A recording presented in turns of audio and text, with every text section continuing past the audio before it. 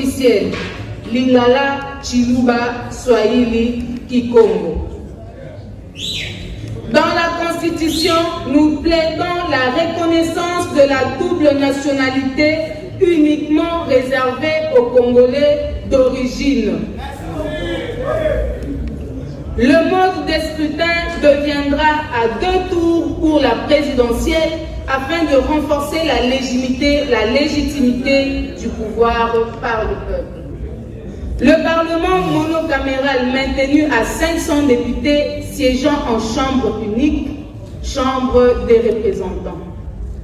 Les émoluments des élus du peuple seront calculés au prorata du barème salarial des professeurs d'université. Makambi à $21 000, Toboyi.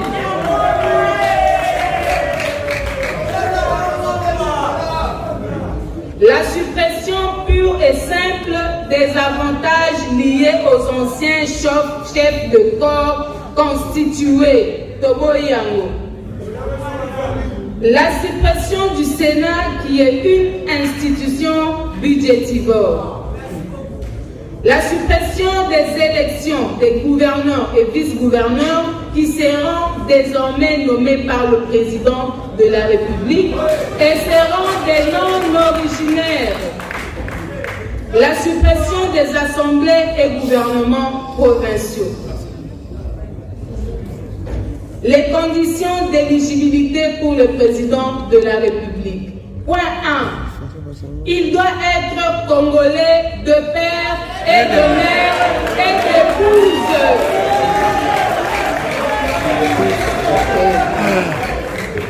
La majorité extra-parlementaire de l'Union sacrée de la Nation plaide à l'intégration de la loi Tchani dans la nouvelle constitution.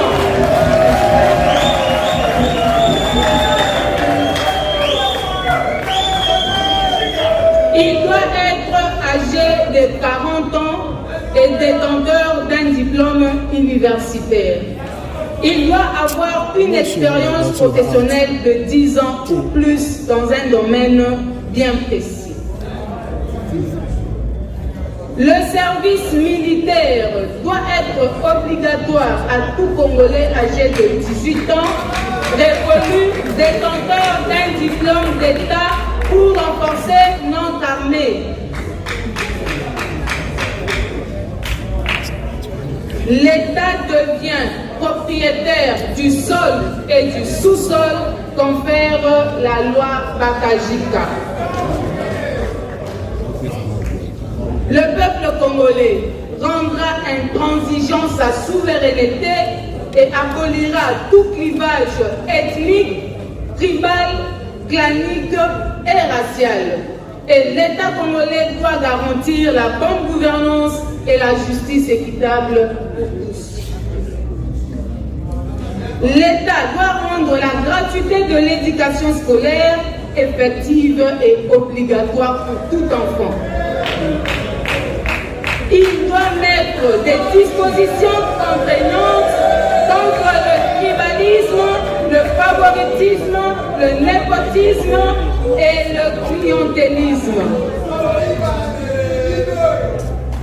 Le changement du Conseil supérieur de la magistrature en Conseil supérieur de la justice qui tiendra compte de toutes les composantes des forces vives de la nation.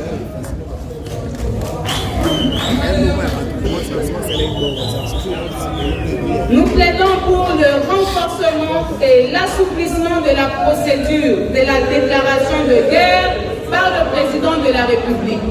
Si les députés sont en vacances parlementaires, le président de la République en informe le bureau du Parlement qui à son tour convoque les députés en session extraordinaire. La nouvelle constitution doit tenir compte des dispositions qui renforcent le système de sécurité et qui encouragent les jeunes à intégrer l'armée. La nomination du vice-président de la République par le président de la République. L'interdiction aux candidats députés de se présenter à 2 échelons différents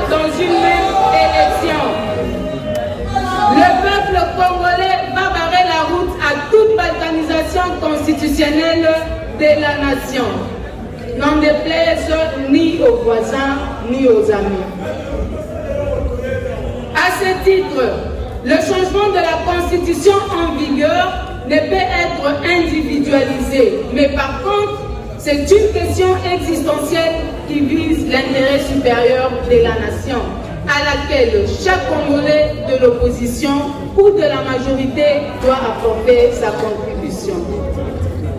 Pour ce faire, le peuple congolais, avec l'effondrement de la République du Zaïre, nos vifs et macabres souvenirs vont aux assassinats sauvages et barbares de nos deux héros nationaux le 16 et 17 janvier 1961 et 2001, ceci en vue de s'aimer la peur dans les chefs des Congolais et de nous maintenir sous coupe de l'impérialisme. À cet effet, la majorité extra-parlementaire de l'Union sacrée de la nation s'aligne derrière le peuple congolais pour faire échec à toute tentative de ce genre. Chers compatriotes, sachant que les questions relatives à la Constitution sont avant tout d'ordre existentiel d'une nation. Il est vrai que nous avions voté au référendum la Constitution de 2006 dans l'unique but de réunifier notre pays fragilisé par les activités des belligérants. Convaincus que nous avons le droit d'exister en tant que nation et le devoir de choisir en tant que peuple selon notre histoire commune, nos cultures, nos croyances, nos valeurs, notre dignité, nos propres aspirations, nos droits sur les ressources naturelles et d'en jouir. Cependant, la Constitution actuelle est loin de rimer avec ces éléments ci-dessus. Étant clairvoyants, conscients et avertis que l'actuelle Constitution est l'œuvre originellement non congolaise, car étant conçue par les belligérants sous la direction et le contrôle vigilant de la communauté internationale pour leurs intérêts archimiques au détriment de ceux du peuple congolais.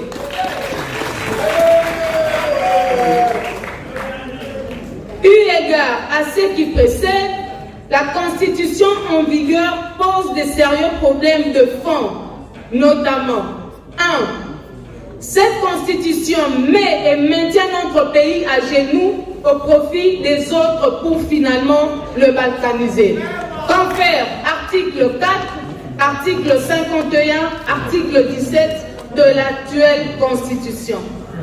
Elle entretient et organise les clivages ethniques, tribal, clanique et racial, source incontestable de guerres, tueries, violences et foyers de tensions vives et latentes dans notre pays. Qu'en faire? Article 51, alinéas 2 et 4. La Constitution actuelle écarte la loi Bakajika qui consacre l'État comme propriétaire des terres, du sol et du sous-sol. Cette Constitution en vigueur favorise les étrangers au détriment des nationaux, notamment par le pillage de nos ressources. Elle encourage la misère du peuple congolais en autorisant aux étrangers la pratique du petit commerce et autres activités réservées uniquement aux nationaux. Qu'en faire? Article 35 de la Constitution. Cette Constitution en vigueur bénit les hautes trahisons de la nation en favorisant la prise des fonctions stratégiques par des étrangers et consacrant ainsi l'impunité. Qu'en faire? Article 10. Cette Constitution en vigueur ne fait aucunement pas allusion à la superficie de notre pays qui est de 2 345 409 km² depuis 1885. Une parcelle non lotie est soit empiétée, soit occupée par un tiers, ou soit carrément Parlement ravi, confère article 1 de la Constitution. Cette Constitution en vigueur consacre la sur-institutionnalisation du pays à des fins vainement budgétivores. Confère article 104, article 195 de la Constitution. Cette Constitution en vigueur donne l'accès à l'instabilité des institutions dans l'exercice et par longue durée pour la mise en œuvre des institutions du pays. Confère article 78. La Constitution en vigueur concourt à promouvoir la mauvaise gouvernance et l'impunité. Confère article 107 alinéa 1 et 2. Cette Constitution rend hypothétique notre souveraineté et détruit le système éducatif de notre pays. Cette Constitution... Merci beaucoup. Toyaki d'abord en tant que majorité extra-parlementaire, on a appuyer cette déclaration sur le changement de la Constitution. Pourquoi? Parce que la Constitution en 2006, ça m'a dit que donc belligérant. Oyo, intérêt na bango, donc intérêt il y a étranger. Puis ce que le écologiste après étude, tout le monde a quitté la Constitution en 2006. Et ça pour protéger l'environnement. Et on a dit que nous proposer une loi nouvelle. Lobby la Constitution et ainsi de suite. L'environnement, vous allez traiter comme un criminel écologique. Par exemple, dans la Grèce, dans le gravier, mais population nous avons poussière. Population a ben poussière. Motatu na kaeli kambu azate. Yango moni biso to telemi en tant que parti écologique pour tout sensibiliser Congolais na Congolaise à l'oba oui na changement de constitution parce que pour la constitution oyo etondi makanisi obe ya ba Congolais bango moko na tondi